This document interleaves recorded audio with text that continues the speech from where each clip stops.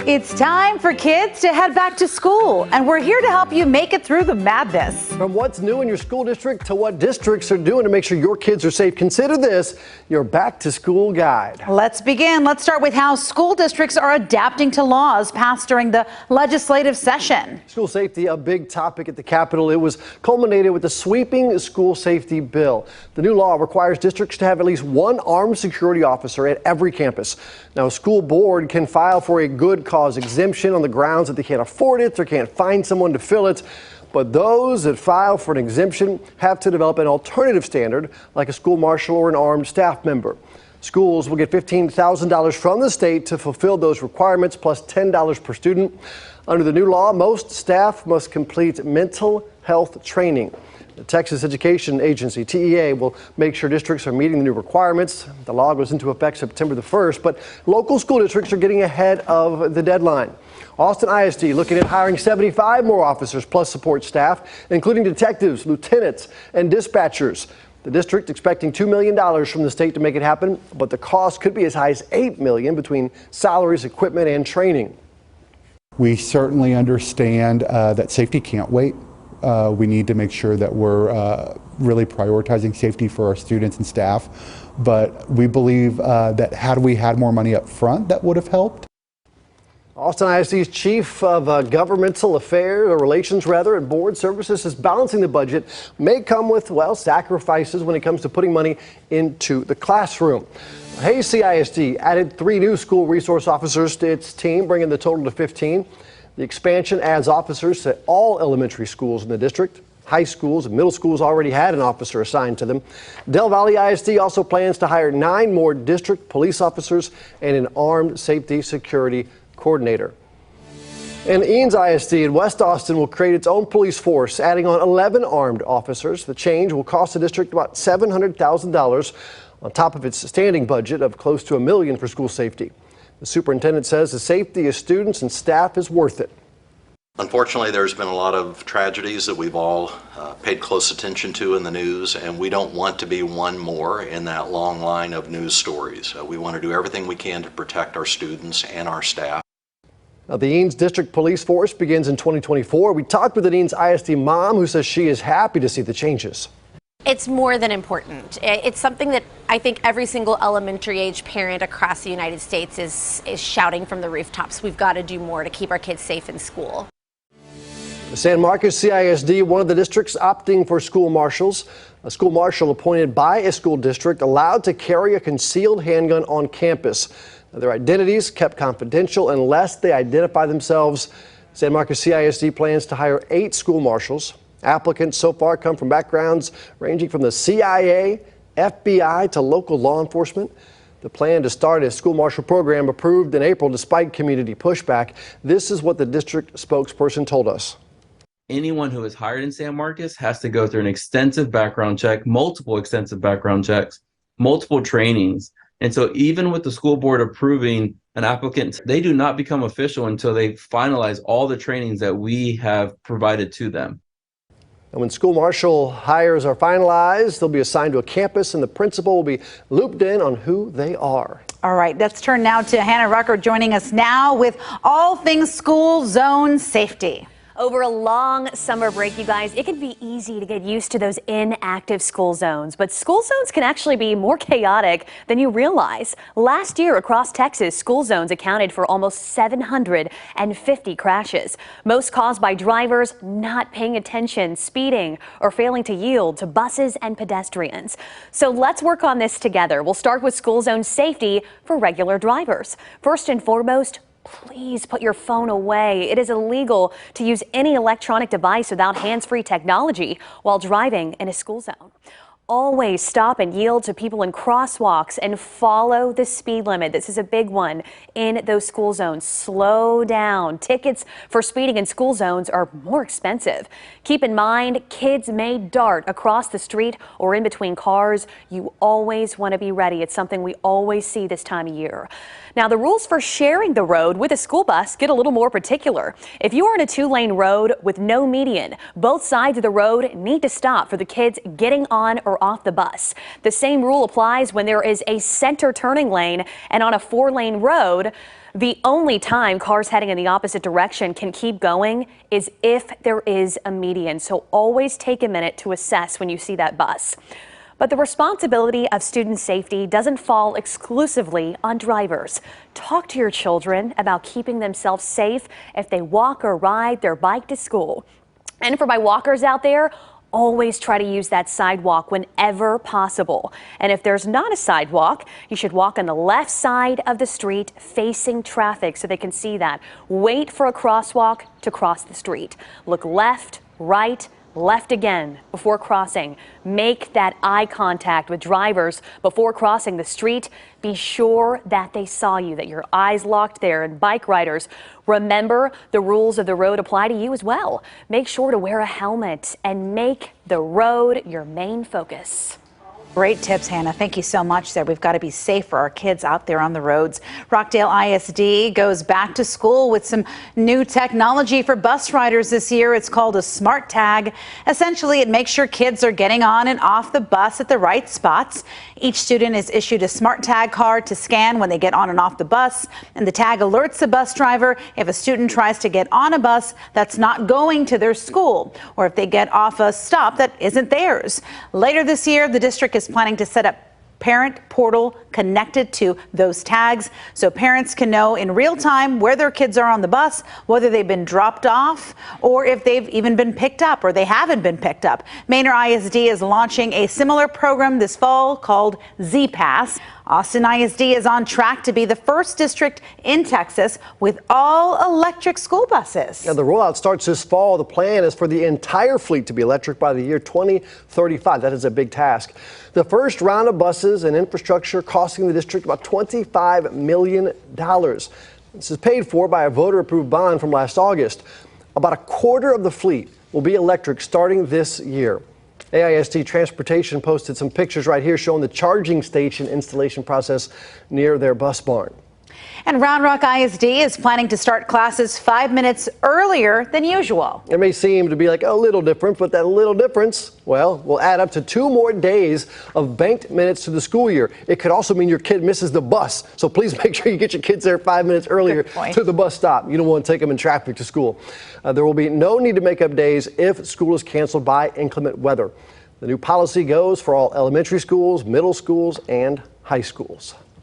Well, this school year actually marks 110 years for the Round Rock Independent School District. And to celebrate, officials upped the ante on their back-to-school bash. Our photojournalist John Perry was there to hear what kids are excited about this year.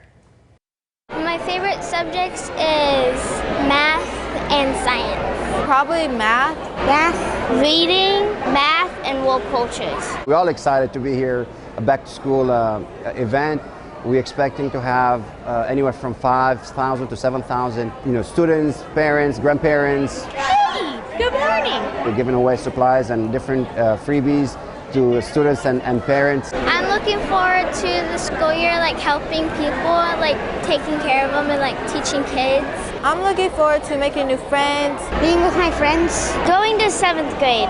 Looking forward to make more friends. Mostly band, really, because I'm really excited for band. I'll be able to like play a new instrument and stuff. It's also important for our students who maybe experience some challenging times. We are here to have them sign up for like a free and reduced lunch, for example. We're here also to give them like vaccines if they need to have some vaccines. If they want to play in our athletic programs, we have also physicals. Lions clubs here, also trying to do vision screenings. He's also going to get a free ice cream, okay? This event is just show that all of us can come together and really celebrate the new school year, and also more importantly tell our students and the community that we are just one entity. We all have the same goal, which is ensuring that our students are very successful. I'm excited to learn a bunch of new things. Like what? I don't know. That's okay. Yeah, you don't know what you don't know yet. I get it for sure. Well, Georgetown ISD officially has a new superintendent. Dr. Devin Potterville will take on the role. He was most recently the superintendent for Taylor ISD. His success with a recent bond election there and securing an agreement with Samsung to help students secure jobs were major selling points for his move to Georgetown.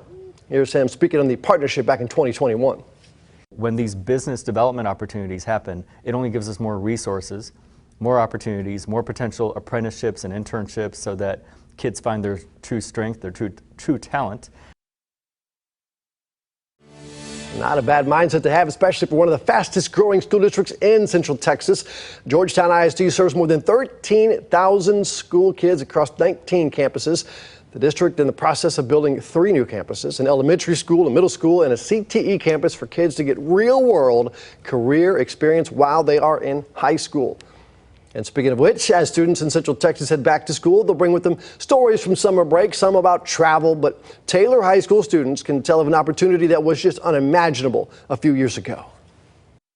In Taylor, Texas, I was like, I got to get out of here when I graduate. There didn't used to be much reason to stick around for high school students like Abigail Applin until the big news 2 years ago. Samsung officially announcing it's bringing a $17 billion factory to Taylor. A huge deal. Bringing more than just jobs. This internship introduced me to my passion, which sounds crazy. Applin is one of nearly 24 Taylor ISD students who just wrapped up a 6-week summer internship with Samsung. Mr. Kenneth Calvo. Kenny Calvo was on Applin's team. This is his second Samsung internship in as many years. My mom tells me, like, man, kid, you already got it going. Like, your future's already set up for you, so an option in the cards for me. Cards that were not dealt. About the best I could aspire to as a summer job was counting bugs out in the fields. When Mayor Brant Rydell was growing up here, there weren't a lot of opportunities for me to come back to. But the opportunities came thanks in large part to County Judge Bill Gravel. These old people on the front row who helped negotiate the deal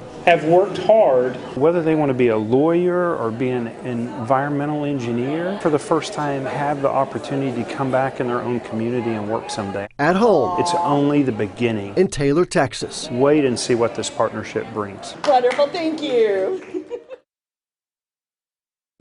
And Del Valley students back in the classroom. Some middle school students are learning in a brand new school. That's right. More than 900 students are now enrolled at Del Valley Middle School on Ross Road. The money from a 2019 bond funded the new building. The superintendent says the district is also building up their robotics program to keep up with their partnership with Tesla. Del Valley ISD also has a new partnership with the Austin Children's Museum, the Thinkery, this school year. The museum has donated more than $1 million to the district. Something I always share with our teachers and students is that buildings matter because our students deserve to walk into a building and see that they matter and they're worth it. And that's what I want every building to speak to our students about. When they walk in, they know that the building was built for them, it was built for their learning, and it was built for their success. And there is still some construction happening around Ross Road. So, crossing guards will be there to direct traffic until parents know the flow of traffic at drop-off and pickup. Manor ISD is welcoming students to 2 brand new buildings this year. The Manor Rise Academy for K through 8th students, the Manor Early College High School, which can offer students high school diplomas and even an associate degree. Manor ISD students have voters to thank for those new buildings. This is video from the groundbreaking ceremony early last year. The $280 million bond package was approved in 2019. Rise Academy came with a price tag of $45 million. That's according to the district. The Manor Early College High School cost the district more than $35 million. It looks gorgeous. Oh, it is very nice. So voters approved bonds across many Central Texas school districts. Eanes ISD will get the green light for more than $130 million in funding. The bulk of that money going to safety upgrades and school maintenance projects. There's also money specifically for refurbishing the Chaparral Stadium and revamping technology in labs, classrooms, and offices. Eanes ISD also seeing a 2019 bond approval come to fruition with a library upgrade across the entire district. A new tech-savvy turf for the stadium right there. It's made to look like natural grass and stays about 20 degrees cooler than the old turf. That is nice. There's lighting and tech upgrades as well. The district has transitioned from smart boards to interactive panels that will allow teachers and students to wirelessly display their work. The assistant superintendent says summer break has been busy, to say the least. So there is a mad rush during the summer as soon as students leave until they come back that we're trying to complete these projects. We're looking at 2.5 months worth of time that a lot of individuals are putting in the effort to get these projects completed. Now, the district estimates it'll take about 5 years to complete the next round of projects. Hutto voters approved $522 million for school improvements in May. Most of that money is going to school building projects, security upgrades, and money to buy land for more schools in the future.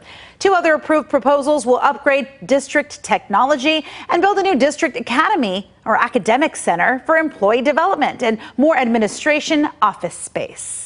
Rapid growth in the Jarrell area got a $324 million bond proposal approved back in May. Jarrell ISD serves the city of Jarrell, Centera, and parts of Sun City and Georgetown as well. There are 14 new subdivisions in the area with a lot of new development on the way. So the district forecasting to add 3,000 homes every year for the next 3 years. By the time today's kindergartners reach high school, the district will have tripled in size. Leander ISD is getting a funding boost of more than $760 million thanks to 3 bond approvals from voters back in May. Almost $700 million will go to building new schools and transportation. $50 million will give the district a technology boost, and more than $13 million will be used to renovate 2 performing arts centers. Liberty Hill also got a funding boost from voters totaling almost $500 million. The district is expecting its enrollment to more than double over the next 10 years. Voters had approved a bond for the district in 2021, but the superintendent says they needed more money to keep up with the growth. One thing we didn't expect, the year after the bond passed, we grew by 23.5%. 1 out of 4 students in our district were brand new Panthers to our district. The bonds approved in May will go toward new schools, renovations, and technology upgrades. So here's a list of the other recent bond approvals in our area. Hayes CISD with $316 million. San Marcos CISD voters approved more than $1 billion for the district.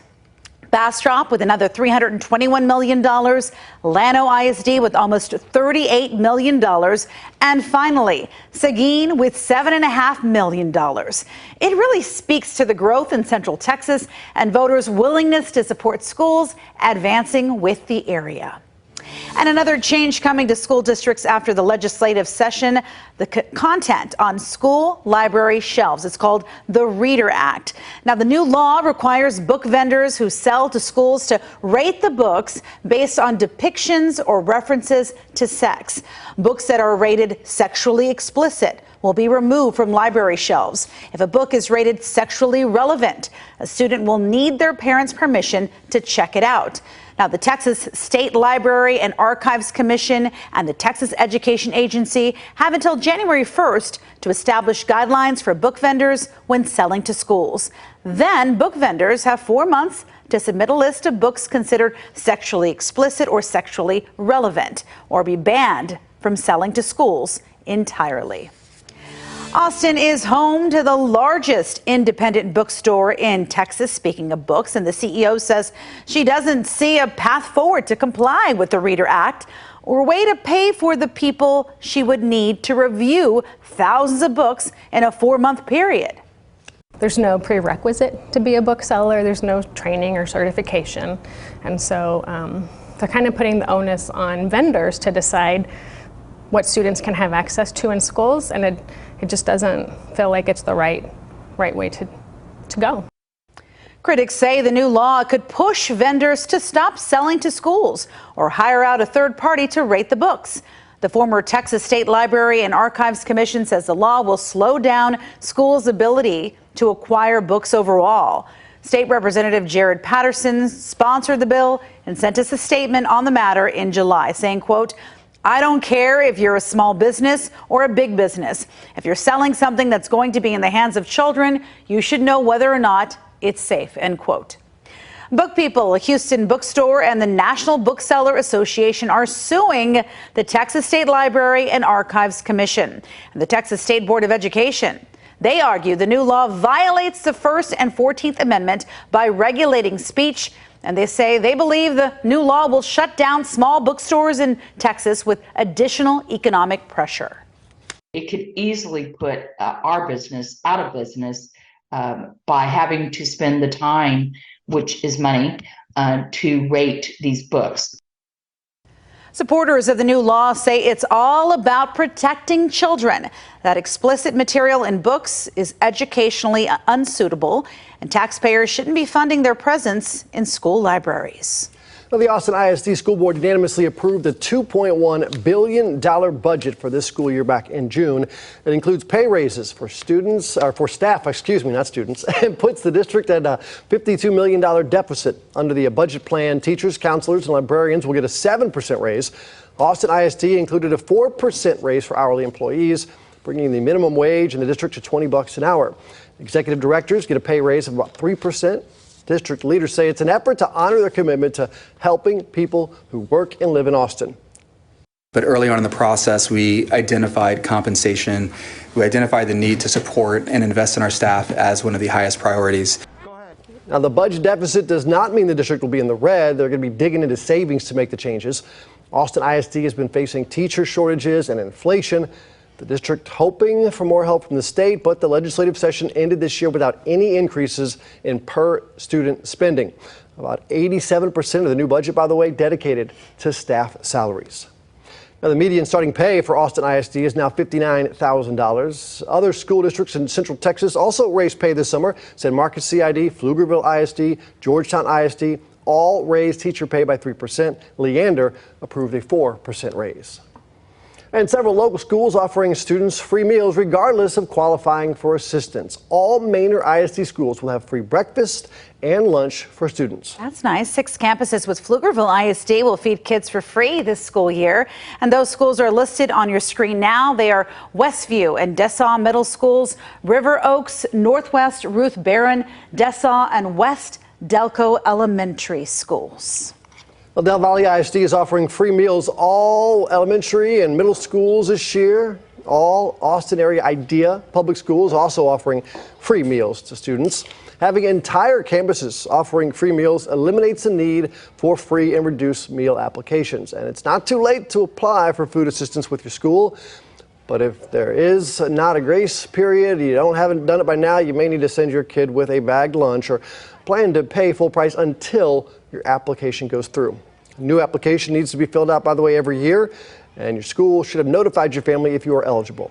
Austin ISD offering free meals to all students at 74 of its schools. Across the nation, back-to-school shopping stands to cost Americans more than $40 billion this year. It's a record high and about $4 billion more than last year, averaging out to about $890 per family. That's according to the National Retail Federation. So what's all that money being spent on? Well, not surprisingly, electronics come with the biggest price tag. Americans will spend about $15 billion on those supplies. Clothes come in second for cost with $12 billion, and shoes round out the top 3 at $8 billion. We spoke with the experts on back-to-school trends to find out what's flying off the shelves for back-to-school shopping. And Revival Vintage says more students show up to shop around this time of year. The store manager says Austin kids are eager to showcase their personalities, and they're looking for graphic tees, denim, preppy polos, and plaids. A new generation of shoppers looking at thrift shops with fresh eyes. Say you're buying a piece from like the 70s or 80s, it's already lasted this long. It's going to continue to like have those great quality materials and kind of construction that have let it last this long. Other bonuses aside from quality, it's more sustainable and reduces clothing waste and brings a boost to our local economy. And going back to school can be really exciting and nerve-wracking at the same time. We spoke with an expert in empathetic communication to help ease some of the back-to-school anxiety at your house. Now, the first step is recognizing the signs of stress and anxiety. Start by creating a safe space for your child at home. It can be as simple as a quiet place to talk without distractions. Let them know it's a place to air out worries, concerns, and try not to interrupt during talks like these. Let them be heard and feel validated. Finding solutions together is important, that it's not you fixing them, that it's you're collaborating and making a space for them to become empowered and have competence around meeting their own needs. And self-care routines can also help manage stress and anxiety, and picking up a sport can help kids feel more grounded and connected to their classmates. Well, back to school means back to practice for kids involved in extracurriculars. But how are they beating the blistering heat? KVUE's Eric Pointer got an inside look at how kids are keeping cool. When the clock starts, practice kicks off at Johnson High School in Hayes County. You gotta learn to boom and kick. Heat safety is already in play before the students hit the field. The main thing is we practice early in the morning and late at night. We kind of exit out those major heat times. Starting at 6 a.m., they give the players breaks in the shade and have ice towels and even ice baths if needed. And water. Lots and lots of water. It's important to have water breaks and time to relax and get needed rest. Players say tackling the heat gets even harder with football gear and pads. It's definitely been harder, way more sweaty, but I'm just kind of getting used to it. But there's nowhere else they'd rather be. Because I love football. I just love the game. I love the hard work. 1, 2, 3, yes! Hard work can also be seen on another field Good job, good job, good job. not too far away. In Travis County at Westlake High School. All right, man, we got 1 minute. It's a very strenuous activity. Even just standing there without moving is pretty strenuous. 1 step, go Matt. Their marching band takes a lot of the same steps. Obviously, you can feel the heat, but when you go into the school year, you get a nice tan, so it's definitely worth it. Breathe.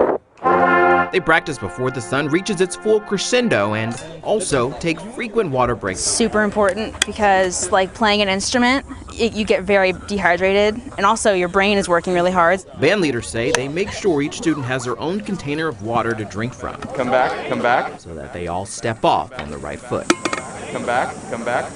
Tan and ready to make some music, right, for the school. Most importantly, they got to stay hydrated, though, and we appreciate all the hard work the band members do, the football players do, the parents do, taking the kids back and forth to school and to practice especially. It's a big commitment on all fronts, right? It really is. Well, thank you so much for watching this KVUE special, Back to School special. Remember, you can catch us on KVUE weekdays from 4:30 to 7. And right here on KVUE Plus every morning. Daybreak here to keep you in the loop. Wishing everybody a wonderful school year. It's going to be a good one.